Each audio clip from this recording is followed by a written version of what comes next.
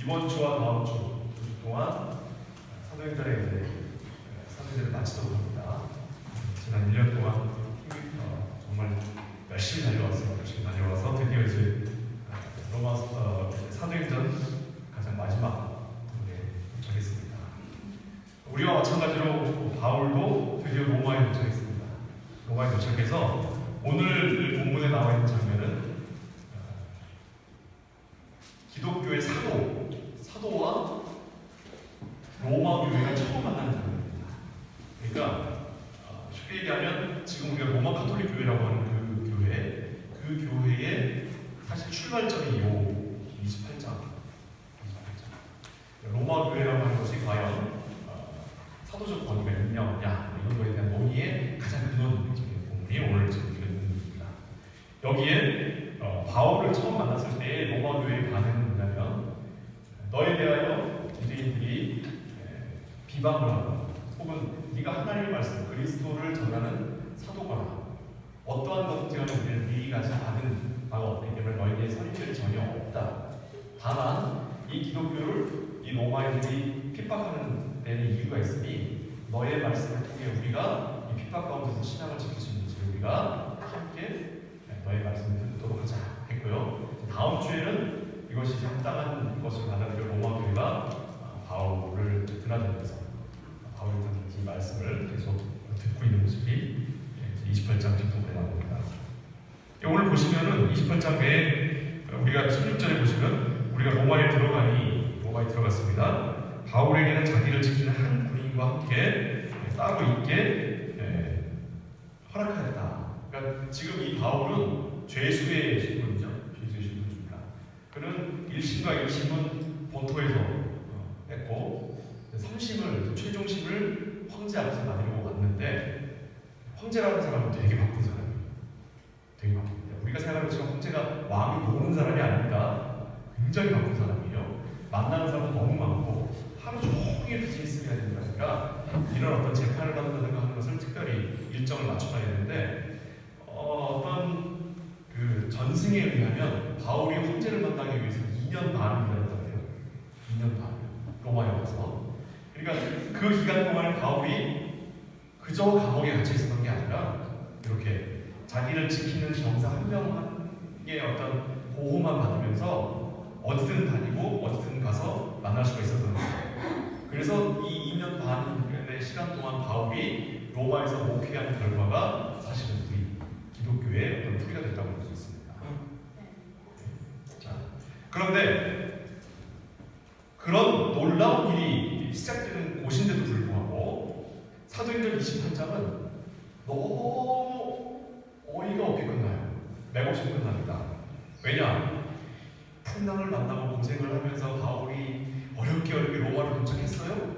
그가 황제 앞에서 자기를 변호하는 순간 황제가 갑자기 하나님 앞에 엎드려서 엉엉 울면서 주여 나는 죄인이로소이다 하면서 엉엉 울고 옆에 있는 대관들이 다 같이 엎드려서 하나님께 영광 돌리더라. 그런 게 나와야 되는 거 아니에요? 이거 좀 중간에 어디 빠진 거 아닙니까? 왜 그런 얘기가 나오지 않을까요? 세상에?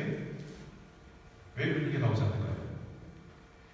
누가가 이것을 기록할 때 누가의 의도가 거기 있지 않기 때문에. 그럼 누가의 의도가 그렇지 않다는 말은 누가가 전적으로 자신의 신앙의 아버지를 여겼던 바울의 신앙이 그와 같지 않기 때문이고, 바울의 신앙이 그렇지 않다는 얘기는 바울이 주님을 만나서 변화된 그의 모습이 그렇다는 얘기고, 그리고 그에게 복음을 알려주신 주님의 뜻이 그렇다는 얘기고, 그것은 나아가 삼위일체이신 하나님의 우리에게 복음에 대한 설명을 하시는 그 성격이 그와 같기 때문에 오늘 그것을 살펴보려고 합니다.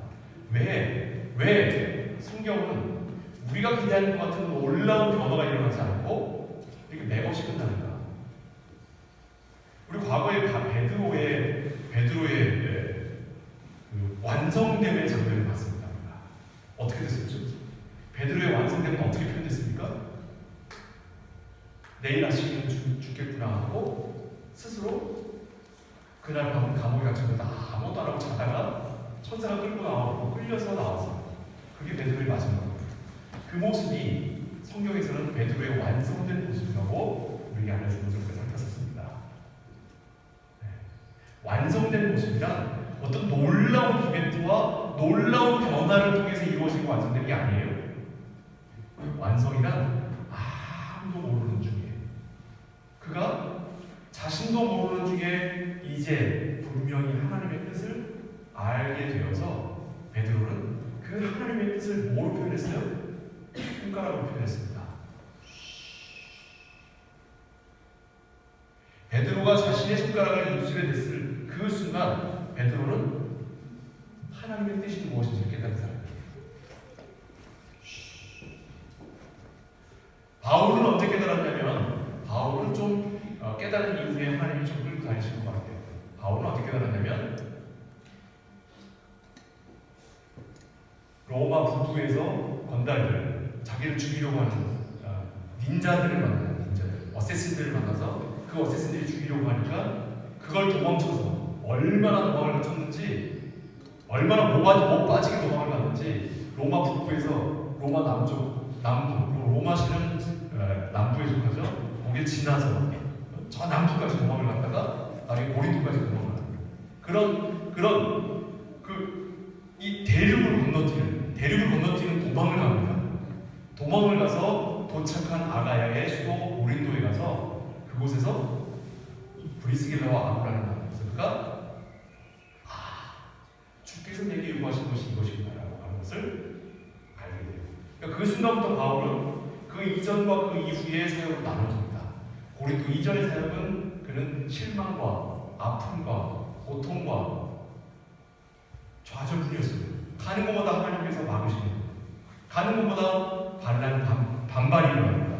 가는 것마다 바울을 죽이겠다고 달려들어요. 근데 그 이후로는 그런 기록이 남지 않아요.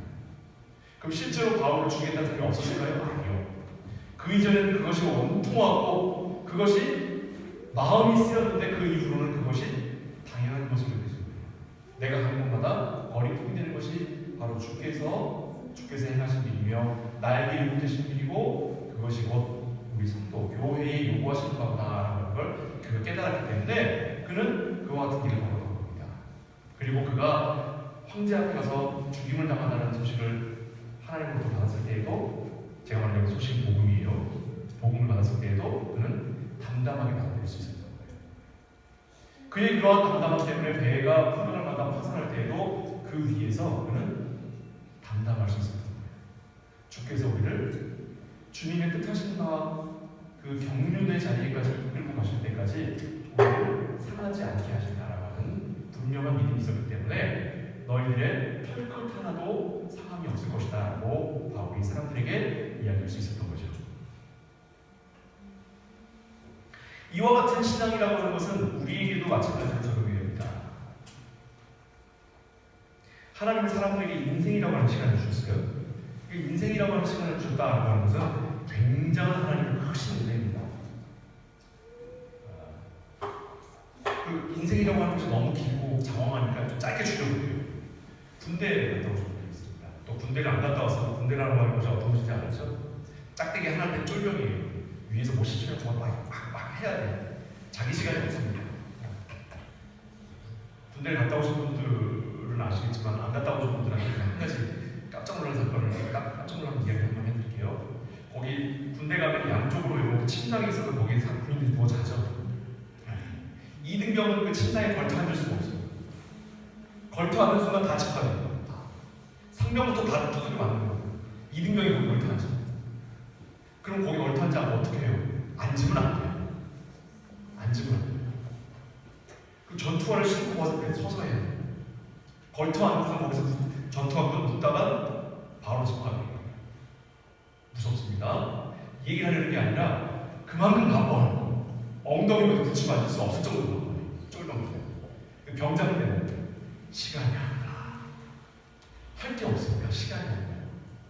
그러니까 맨날 만화 같은 거 보면 깔깔이라고 해갖고 누비는 같은 거 하나 입고서 모포 속에 헤엄치고 다니는 거예요. 모포 속에 할 게 없으니까 맨날 헤엄치고 다니면서 이런 거 새로운 그러니까 이리 와서 걸터 앉아봐. 걸터 앉으면 안 된다고 그랬죠. 걸터 앉으면 얘 걸터 앉았어! 그러고 또 다치는 거예요. 그런 칠만 잡는 거예요. 할 게 없으니까.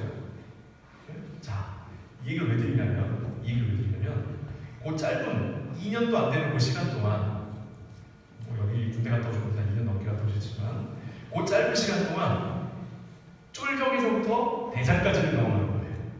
짧은 시간 동안. 인생이 그렇습니다. 인생은 우리가 생각할 때 80년, 100년 길죠. 그러나 하나님의 관점에서 볼 때 이건 대단히 짧은 시간입니다. 이 시간 동안 우리가 뭘 경험해요? 아기에서부터 노인까지 경험합니다. 아기는 어때요?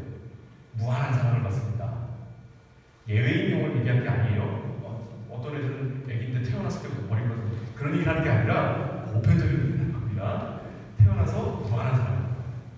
근데 그 아이가 성장을 하면서 그 받은 사랑을 다른 사람한테 주려고 하다가 보니까 벽에 부딪혀요. 이게 간단치가 아니고 사랑을 준다는 게 그 실패를 경험하기도 하고 그러면서 뭘 배우냐면 사랑이란 희생이구나. 내 것을 양보해야 하는 거구나라고 하는 게 배워요. 근데 그것이 어떻게 되냐면 아무한테나 양보하다가는 내가 상처를 입는다. 이런 것도 배워요. 그렇게 하면서 간신히 어떻게 연이 맺어서 부부의 연이 맺게 되고 살게 되잖아요. 그 자식을 낳게 되면 그 자식을 사랑하는 법을 배웁니다. 사실은 우리가 자식일 때 자식인 입장에서 아버지 어머니에 대해서 불만이 있죠. 왜죠? 왜 아버지 어머니가 불만이 있을까요? 몰랐던 비밀을 하나 알려줄게요. 우리 부모님들은 나를 처음 키워보거든. 우리 부모님들은 나 이전에 그걸 키워본 적이 없어요. 경험해본 적이 없어서 처음 해보는 일이라 실수가 있는 거예요. 그래서 내 마음에 안 드는 게 아니에요. 나도 마찬가지예요. 나도 부모가 되면 자식을 처음 낳게 하는 거예요. 우리 모두는 인생의 모든 순간이 다 처음 경험하는 거예요. 처음 경험하기 때문에 실수가 있는 겁니다. 그리고 그 처음 경험하는 것들을 통해 우리가 깨달음을 하라고 배워가는 거죠. 그리고 노인 되면 내가 걸었던 길을 내 자식이 걸어오는 것을 보게 됩니다. 그래서 내 자식이 손주를 혼내는 모습을 보면 얘야 그러지 마, 혼내지 마 하고 무한한 사랑을 주게 됩니다. 이런 과정을 거치면서 우리는 뭘 배우게 되냐면 사랑을 한다라고 하는 것에 대한 가치입니다. 처음에는 애가 잘못하면 혼내고 애가 잘하면 칭찬하는 것이 옳은 것인 줄 알고 그렇게만 하려고 하는데 내가 잘못하면서 혼내려고 하는데 아버지 어머니가 어서 봐요. 너는 그거 더 했잖아. 왜 내 얘기를 지금 얘를 혼내고 있는데 나도 잘못했을 때 엄마 아빠 혼냈잖아요. 그래 내가 혼낸 게 잘한 게 아니라 내가 혼낸 게 너무너무 후회돼서 그래. 그게 아닌데 이걸 반복해요. 자, 신앙생활도 마찬가지예요. 예수를 처음 믿으면 주님을 만난 그 감격에 의인이 된 이 기쁨에 우리가 모두 순전한 모습으로 하나님을 산 이 놀라운 영광에 무슨 짓을 해요? 칼질을 해요. 그건 하나님의 뜻이 아니고 이건 하나님의 뜻이고 저거는 죄를 짓는 거고 이거는 죄가 아니고 칼질을 해요. 예수 처음 믿었을 때 그런 게 아니라 이제 부모의 신앙으로부터 독립한 이제 20대 초반에 맨 고민하는 게 뭐예요? 술 마셔도 되냐 담배 피워도 되냐 맨 고민하는 거예요. 모든 세대가 그 시간에 그거 가지고 문제예요. 주일 성수는 어떤 거냐? 주일 예배 빠지고 놀러 가도 되냐? 맨 그거 갖고 싸우는 거예요. 맨 그거. 저도 20살 때 그거 갖고 싸웠어요. 답을 낸다고요? 웃기지 마세요. 답은 하나님 나라에 가서 내세요. 그 시절에 잠정적인 결과를 가지고 그게 답이라고 생각하시면 안 됩니다. 우리가 술을 마셔도 죄냐, 술을 마셔도 죄가 아니냐 하는 문제는 내가 이 땅 가운데서 답을 낼 수 있는 게 아니라 목사님한테 물어봐서 답이 안 나와요. 왜요? 왜? 그것이 사람을 사랑하는 방법으로 사용된 거라면 죄가 아니지만 그것이 나의 쾌락을 위해 사용된 거라는 것은 얼마든지 즐거워요. 우리가 수술 받을 때 진통제를 받습니다. 저는요 용서하시기 바랍니다. 제가 정치적인 그런 성향이 있어서 그런 게 아니라 그냥 일어난 일을 담담하게 말씀드릴게요. 제가 여기 갈레르슈타인 때문에 차병원에서 수술 받았어요. 그리고 제가 수술 받고 딱 1년 뒤에 차병원에서 마약을 맞은 것 때문에 대통령이 쫓겨났어요. 같은 약을 받았어요. 같은 약. 수술 받을 때 저도 그 우유주사 받았어요. 6개월 동안 컨디션이 날아갈 것 같아요. 주사를 맞으면. 수술 받았는데 수술 받은 것 때문에 고통이 아니라 그 마취제에서 오는 그 효과가 한 6개월을 가요. 진짜 농담이 아니라. 내가 동남아 분명 있으면 그 주사 맞을 것 같아. 솔직히 너무 좋거든. 나는 어떤 사람들은 수술하고 난 다음에 굉장히 고통받았다는데 저는 수술 받고 난 다음에 이렇게 좋을 거라면 빨리 맞지 했다니까요. 이것 때문이 아니라 그 주사 때문에 나중에 몰랐는데 나중에 뉴스를 보거든요. 근데 그것 때문에 대통령이 쫓겨났어요. 같은 주사, 같은 병원에 같은 주사. 자, 어때요? 그 같은 주사인데 누구는 대통령이 쫓겨나지만 누구는 수술이 고통스럽지 않는 것을 본다요. 어때요? 그 주사의 가치가 있는 게 아니라 그 주사를 어떻게 사용하느냐의 가치가 있는 거예요. 돈도 마찬가지입니다. 돈의 가치가 있는 게 아니에요. 돈은 가치가 있는 게 아닙니다. 그 돈을 탐심으로 접근하느냐, 그 돈을 좋은 일로 하나님께 영광을 돌리는 일로 사용하느냐의 문제에 있어서의 가치 부여하는 것이죠. 제발 죄냐 아니냐 가지고 이야기하지 마세요. 자, 그런 여단에서 돌아옵니다. 젊은 시절에 그랬단 말이지.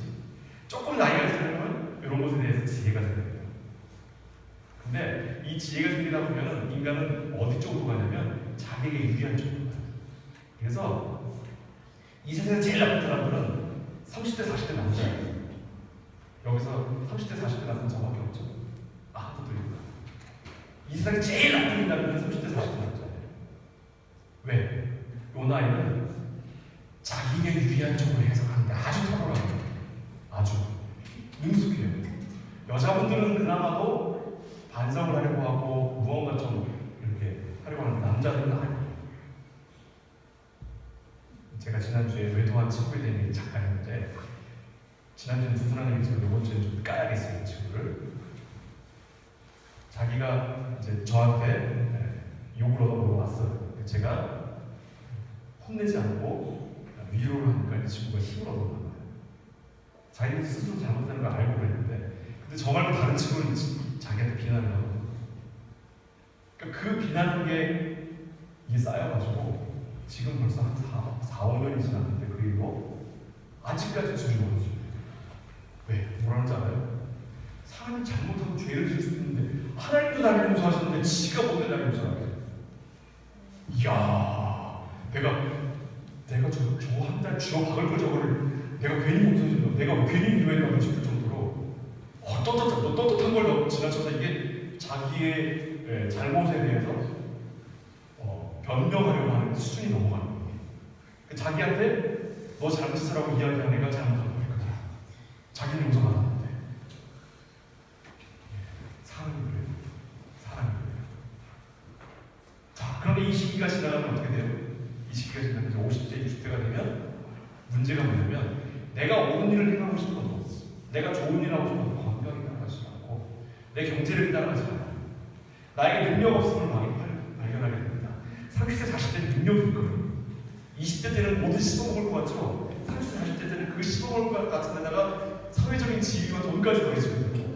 그러니까 무소부지예요. 인생에 있어서. 근데 50대가 되면 건강이 무너지기 시작합니다. 그 다음에 이모저모로 경제적인 어려움이 오기 시작해요. 자식을 시집 보내고 장가를 했는데 돈이 부족해. 살던 집을 줄여서라도 저걸 장가를 해야 되나? 저걸 시집 보내야 되나? 이런 고민을 하게 돼요.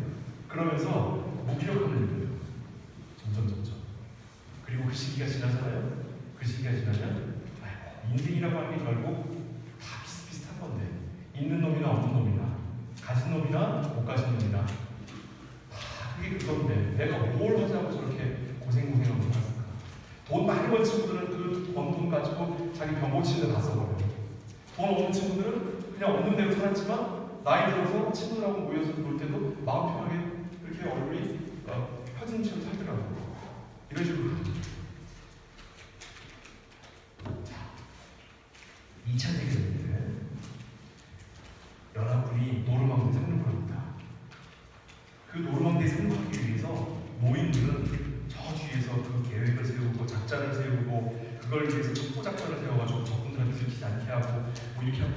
거기에 부대들을 상륙시켜요.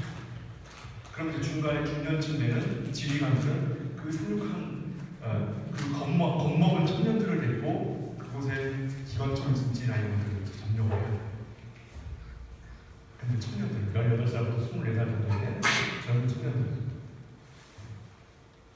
해변가에 내려졌는데 뒤에는 바다예요. 앞에는 기관총이 총을 쏘아요. 200m나 되는 해변을 뛰어가야 돼요. 기관총이 날아오는데 옆에서는 막 날아가요. 자기랑 같이 내린 사람들이 막 모가지가 날아가고 팔이 날아가고 영화 보셨어요?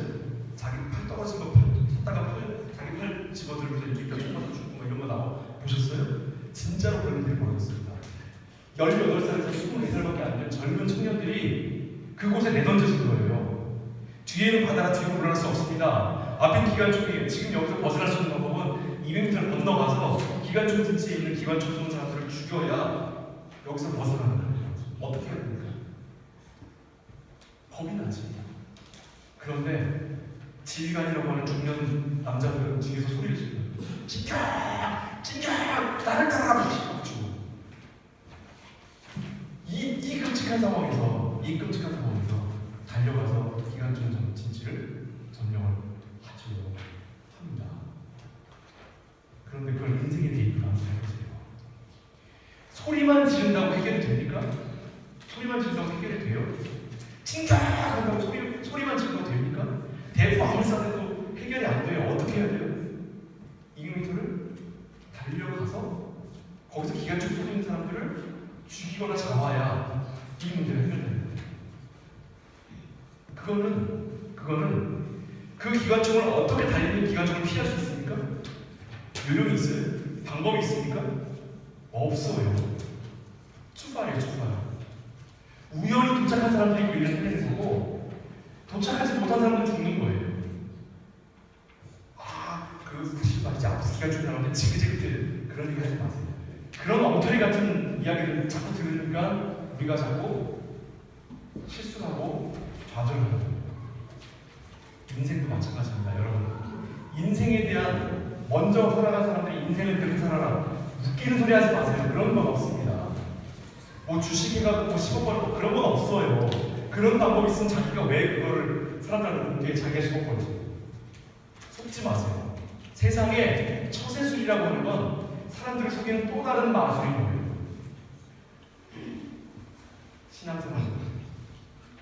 신앙서적이요? 그게 신앙이면 누구나 다 신앙생활하지.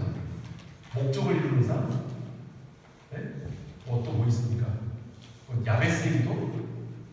웃기는 소리 하지 마세요. 성경을 제대로 해석을 해놓고서 설명을 해야지. 야베스 기도 같은 그런 엉터리 해석이 없습니까? 그는 존귀한 자더라를 해석을 해야지. 그가 기도를 어떻게 드리네? 하나님께서 들어주셨다고 웃기는 소리 하지 마세요. 성경의 관심은 그는 존귀한 자더라. 그는 형제들보다 존귀한 자더라. 하나님이 택하신 일이 있었기 때문에 그와 함께 하나님이 동행하셨다는 얘기가 성경의 야베스 기도의 본질이에요, 본질. 마치 누구처럼 하나님이 우리와 함께 하신 거죠. 우리 모두는 하나님이 우리와 함께 하시기로 작정하신 야베스들이에요. 신앙서적이라고 하는 건 다 정리해서 태풍으로 치워버렸어요. 성경을 제발. 앞서간 사람이 100년 얘기도 아무 소용 없습니다. 아무 소용 없습니다. 로마서 12장 1절에 이렇게 되어 있습니다. 너희는 이 세대를 본받지 말고 오직 마음을 새롭게 함으로 변호를 받아 하나님의 선하시고 기뻐하시고 온전하신 뜻이 무엇인지 분별하도록 하라. 이렇게 되어 있어요. 분별하도록 하라. 오늘 말씀 제목이 성도의 판단과 분별입니다. 판단은 분별은 뭘까요? 판단은 옳고 그름을 나누는 거예요. 분별은 내가 가야 할 것과 내가 가지 말아야 할 것을 분별하는 겁니다. 그러니까 판단하지 말아야지만 분별해야 돼요. 무슨 말이에요? 옳고 그름을 판단하는 그 판단의 그 능력은 우리에게 하나님께서 주신 바가 없어요. 그러나 하나님께서 가야 할 것과 가지 말아야 할 것에 대하여 알 수 있도록 우리에게 분별할 수 있는 안목을 주셨어요. 언제 가야 합니까? 언제 가야죠? 백날 찬양을 부르면 뭐예요? 찬양 가사에 나와 있는 건데 하나님께서 주께서 가라 하시면 가고 주께서 멈추라 하시면 멈추는 거죠. 주께서 가라 하시는 것까지 가는 거예요. 멈추라 하시는 것까지 멈추라고 하시는 것은 멈추고 이 간단한 원리가 왜 우리한테 그렇게 힘들까요? 왜 힘들까요? 무엇 때문이냐면 욕심 때문이에요. 내가 가진 욕심 때문에 내가 설정해놓은 목적과 내가 설정해놓은 목표가 있기 때문에 주께서 가라 하신 거가 가지 말라고 하신 것이 보이질 않는 거예요. 왜? 나는 저기까지 가고 싶어요. 나는 저기까지 가야 돼요.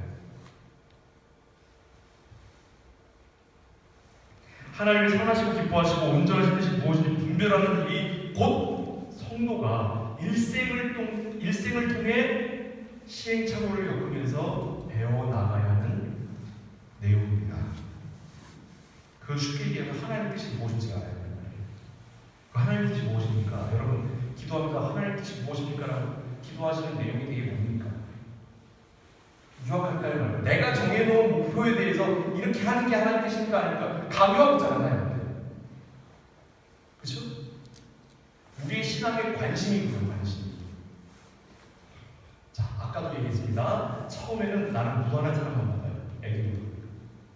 나는 이 세상의 모든 걸 다 가지는 거예요. 그런데 성장을 하면서 사랑하는 방법은 희생을 통한 것이고 그 희생도 아무에게나 희생하면 안 된다라고 하는 것을 깨닫게 돼요. 상처를 입으면서 시련을 당하면서 그러다가 나중에 나이가 들게 되면 내가 무언가를 움켜쥐려고 하면 할수록 나에게서 벗어나고 내가 내려놓았을 때 그것이 나에게 찾아온다라고 하는 원리를 깨닫게 되면서 노인들은 행동도 느려지고 판단도 천천히 하게 되죠. 그와 같은 과정으로 도달해야만 분별이라고 하는 것이 무엇인지를 우리가 배우게 된다고. 그래서 인생은 젊은 날에 옳고 그름에다가 생명을 거는 문제에서 시작을 해서 나이가 들어서 함부로 아무데나 목숨 거는 거 아니다라고 하는 걸 깨닫는 데까지 모든 과정들이 필요한 거예요. 재밌죠? 재밌죠? 그게 하나님의 은혜 아니겠습니까? 예레미야서 9장을 한번 가볼게요. 예레미야서 9장. 구약성경입니다. 예레미야서 9장 23절 24절 말씀이에요.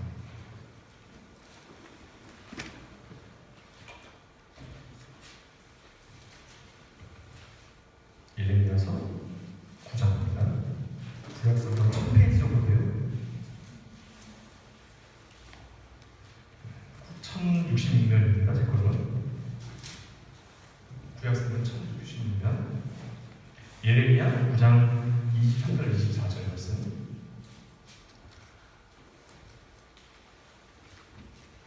읽겠습니다. 여호와께서 이와 같이 말씀하시되 지혜로운 자는 그의 지혜를 자랑하지 말라. 용사는 그의 용맹을 자랑하지 말라. 부자는 그의 부러움을 자랑하지 말라. 자랑하는 자는 이것으로 자랑할지니 곧 명철하여 나를 아는 것과 나 여호와는 사랑과 정의와 공의를 땅에 행하는 자인 줄 깨닫는 것이라. 나는 이 일을 기뻐하노라. 여호와의 말씀이니라. 지혜를 자랑하지 말라는 무슨 말이에요? 용기를 자랑하지 말라는 게 무슨 말입니까? 근데 문제는 뭐냐면 지혜 있는 자에게 지혜를 자랑하지 말아요. 지혜가 없는 자가 지혜를 자랑하는 게 이거 심판식 말투인데 여기서 예레미야는 지혜 있는 사람에게 하는 말이에요. 지혜 있는 사람한테 지혜를 자랑하지 말고 용사한테 용기를 자랑하지 말고 자기 걸 내놓지 자기 걸 자랑하지 말아요. 자기 걸 자랑하지 말아요. 그럼 뭘 자랑하래요? 하나님 걸 자랑하래요. 무슨 말이냐면 내 안에서 나온 나의 것이라 여겨지는 나의 판단과 나의 지혜와 나의 용기를 자랑하지 말고 하나님께서 이끄시는 바 나는 그저 아무것도 할 수 없는 자로 그가 이끄시는 바 따라감을 자랑합니다. 이 이야기는 신약에만 나오는 게 아니라 구약에 나오는 하나님의 일관된 하나님의 말씀이에요. 일관된 하나님의 말씀입니다. 그런데 우리는 제일 불편한 것이 이 말씀이 목사님 저는 안 불편한데요? 아니고 여러분이 안 불편하시다면 이미 여러분 하나님께 들림받았을 겁니다. 이 땅에 여전히 숨쉬고 살아가고 있다는 말 자체가 이미 증거예요. 이거 아직 못 읽은 거예요. 이걸 우리는 이루어가는 과정 중에 있어요. 이 땅 가운데서 이것을 완성한 사람은 한 명도 없습니다. 그걸 성경에서 뭐라고 그래요? 의인원만이 하나도 없다고 합니다. 그러면 의인은 어디 있는 겁니까? 왜 그런 단어가 있는 거죠? 의인의 삶을 시작한 사람들이 우리거든요. 우리는 의인이 아니라 의인이라는 이름을 가진 사람들이에요. 네? 우리는 의인이 아니에요. 의인이라는 이름을 가진 사람들이에요. 우리는 성스러운 사람이 아니에요. 근데 성도라는 이름을 가진 사람들이에요. 우리는 믿는 사람들이 아닙니다. 믿는 사람의 이름을 받은 사람들이에요. 속지 마세요. 여러분 착각하지 마세요. 우리는 세상 사람들과 요만큼도 다른 게 없습니다. 요만큼은 다르다. 그 사람들이 이 시간에 딴 거 할 때 우리는 예배드리러 왔습니다. 그것만 달라요. 그것만. 그런데 하나님께는 이건 완전히 다른 거예요. 왜 완전히 달라요? 하나님이 이름을 그렇게 부르셨다는 말은 하나님이 그렇게 만들고야 마시겠다는 의지를 담으셨다는 거지. 의인이 아닌가 하는 의인을 만들려면 어떻게 해야 돼요? 어떻게 되죠? 연락이 주고 해야지. 매 아니면 사람의 장사가 매 앞에 장사가 없는 거예요. 의인이 아닌데 의인을 만들면 어떻게 해야 돼요? 두드려 패야지. 그래서 우리의 삶이 이렇게 있는 거예요. 하나님 두드려 패고 계신 거예요.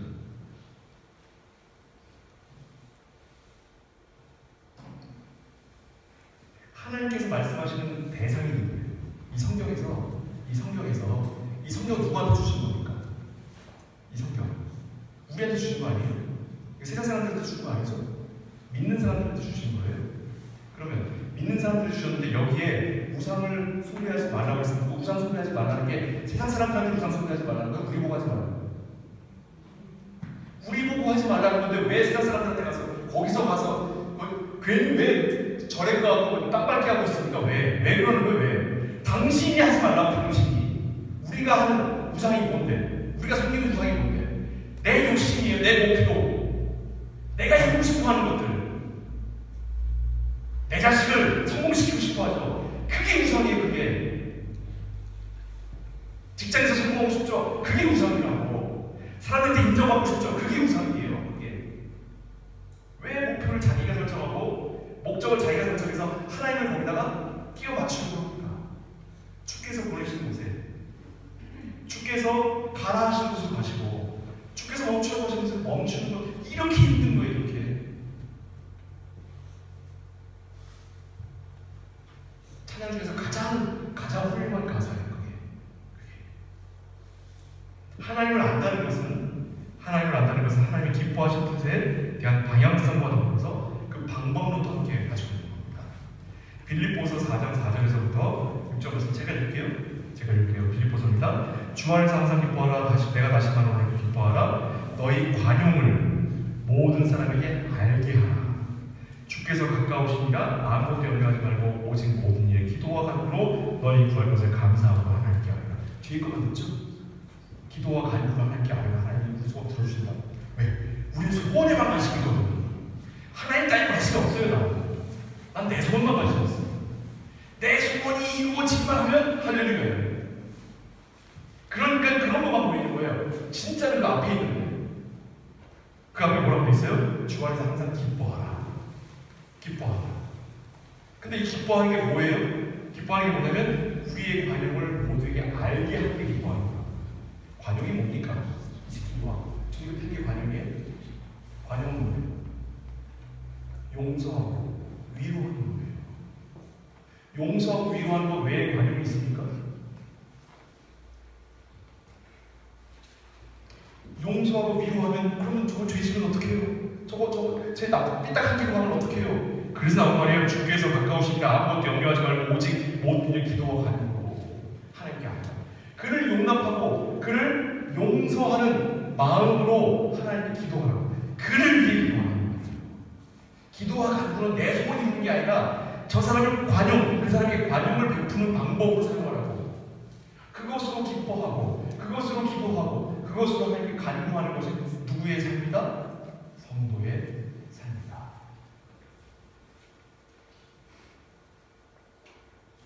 갈라디아서 6장에서 이거 도전해드릴게요. 형제들아, 사람이 만일 무슨 범죄한 일이 드러나거든 신령한 너희의 온유한 심령으로 그러한 자를 다루셨고 내 자신을 돌아보아 너도 시험받을까 두려워하라. 여기서 뭘 봐야겠습니까? 범죄한 사실이 있다면 무엇으로?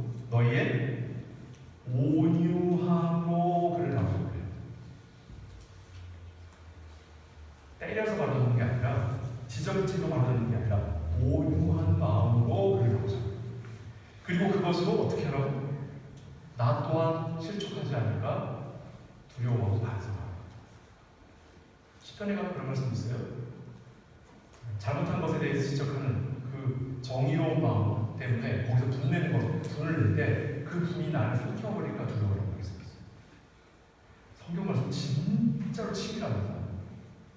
내가 분명히 저놈이 잘못해서 내가 화를 내기 시작했는데 그 화가 나를 주체하지 못하고 내가 눈이 뒤집어버리죠. 그걸 표현한 거예요. 그러면 거기에는 의도 없고 정의도 없고 온유함도 없고 관용도 없고 하나님도 없고 내 승진만 남아있는 거예요. 나 원래 그런 사람이야. 나 어떤 사람인지 몰라. 나 원래 나라는 사람이 함부로 나는 내 눈밖에 난 것은 나는 참지 못한 난 정의로운 인간이야. 그딴 것은 개나 줘버리세요. 디도서 3장 2절 말씀에 이렇게 되어 있습니다. 아무도 비방하지 말며 다투지 말며 관용하며 범사의 온유함을 모든 사람에게 나타낼 것을 기억하게 하라. 마태복음 5장 5절입니다. 온유한 자는 복이 있나니 저희가 땅을 기업으로 받을 것이다. 온유한 자가 뭘 했길래 땅을 기업으로 받나요? 땅을 기업으로 받는 게 무슨 뜻입니까? 온유한 사람은 주택청에 가면 당첨 다 깨버려요? 그런 거예요? 아니에요. 여기서 말하는 땅이란 하나님의 나라입니다. 하나님의 나라의 일자리를 얻게 된다. 기업. 하나님이 그에게 일을 맡기신다고. 땅의 기업을 얻는다는 말은 하나님이 그에게 일을 맡기신다는 말이에요. 그를 믿고 그에게 하나님의 행하신 일들을 그와 함께 나누신다고. 온유한 자에게. 모세는 어떤 사람입니까? 원래 참지 못하는 사람이죠. 모세에게 제일 어울리지 않는 말이 뭐예요? 무슨 단어입니까? 온유라는 단어예요. 근데 성경에서 온유라는 단어를 가지고 입은 단 한 사람을 뽑으라고 그가 누구예요? 모세입니다. 모세의 온유함이 온 땅의 모든 사람 다 승하더라. 아니, 갔다가 아무나 갖다 쥐어박아서 주먹질로 사람을 죽이는 사람인데 그것도 한 번이나 두 번씩이나. 근데 그 사람이 온유하네. 그를 온유한 사람 만들기 위해서 하나님 어떻게 하셨어요? 80년을 부르셨어요. 80년. 노인이 된 모세를 부르셨다고요. 그는 젊은 날의 끈기와 중년의 열심과 노년의 넉넉하고 온유함을 배우게 된 거예요. 그럼에도 불구하고 그는 그 온유함 가운데 여전히 인간의 그 불끈한 마음 때문에 땅을 두 번 친 걸로 가나안에 못 들어가죠? 그런 거예요, 인간은. 그러나 하나님이 우리에게 목표점을 설정해 주셨습니다. 온유하라. 온유하라. 하나님이 자신의 일이신 사람을 구원하고 사람을 사랑하고 사람을 돌보고 사람을 키우는 일에 그 일에 땅의 기업에 우리를 초대하셔서 그 일을 우리와 함께 하시려고 하신다고. 그러기 위해 우리를 어떻게 만드신다고요? 온유하게 만드신다. 온유하려면 어떻게 된다고? 온갖 고통과 온갖 눈물과 콧물을 다 흘려야 비로소 다른 사람의 위로의 말을 만들 수 있다. 가난해보지 않은 사람이 어떻게 가난합니까? 자식을 잃어보지 않은 사람이 어떻게 자식을 잃어보지 않을까?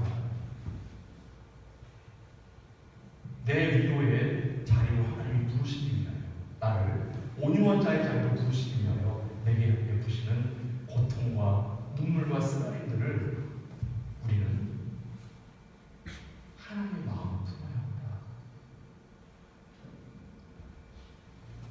젊어서 누리는 은혜가 있습니다. 그러나 젊음만으로는 부족합니다. 노인이 되어서 배우게 되는 그 놀라운 은총이 젊을 때 누렸던 그 은혜와 함께 더불어 우리 인격을 만들고 하나님 나라의 백성이 되는 자리를 만들어가는 거예요. 그래서 성경은 노인의 백발이 그의 멸류관이라고 부르는 거예요. 왜? 그 흰머리 하나하나, 그 머리볼 하나하나에 그의 눈물과 땀방울이 맺혀있기 때문입니다. 노인을 존경하고 젊은 사람들을 격려하는 것, 그것이 교회가 됩니다. 현대사회가 될수록 노인의 지혜가 필요 없어져 버렸어요. 과거에 농사를 지을 때는 노인의 지혜가 필요했지만 오늘날 공업사회가 되고 산업사회가 되면 노인은 필요 없어져. 새로운 과학문 발달의 노인은 결국 권리 거치만 되는 거죠. 그러나 교회는 그러면 안 됩니다. 교회는 노인들의 그 흰머리, 그 눈물과 그 주름의 그 골 하나하나에 존경과 사랑을 함께 나눠야 한다는 말입니다. 바울은 그가 모진 고통을 당하면서 로마에 도착을 해 로마 교인들을 만납니다. 그들과 만났을 때 그가 입을 열어 할 수 있는 이야기라고 하겠어요. 본인이 고통 가운데, 고난 가운데 주님의 이끄심을 받아 여기까지 왔다는 거지. 자기가 다메섹 고상에서 예수를 만나기 전까지는 나는 혈기왕성한 젊은이였어요. 그때 주님을 만나고 나서부터 나는 중년의 삶을 살았고, 그리고 아가야의 고린도에 가서 브리스길라와 아굴라를 만난 그 순간 나는 영혼의 노인이 되어 하나님의 뜻을 듣고 하나님의 마음을 아는 자가 되었다. 이거예요. 여러분, 하나님의 마음을 찾으십시다. 주님의 마음을 푸는 것에서 만족하시면 안 돼요. 처음에 나의 마음 가운데 나의 마음을 가지고 살죠. 그러다가 예수를 만나면 주님의 마음으로 살아가요. 무언가 열심을 다해 무언가 이룰 것 같죠. 그러나 더 그보다 한 발 더